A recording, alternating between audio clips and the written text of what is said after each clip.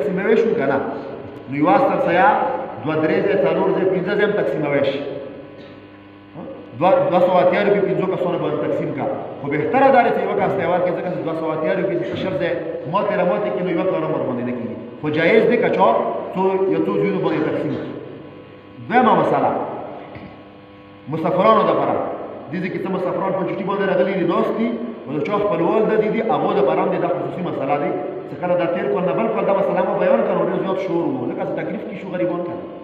د 3 روپۍ زیاتې خرج کېدې خو مسله دی موږ یې بیانوو کوم مسافران په بار ملک دي چې کوم ملک هم دي او شرط دا دی چې هغه د وړوکې اختر مغزې کې تېرول غواړي نو هغه باندې خپله سرسایه او د هغه نابالغه بچو سرسایه چې هغه داسې پاکستان کې دي که هغه سره غزې کې وسیږي نو هغه به د هغه ملک نرخ مطابق سرسایه وباسي اوس هغه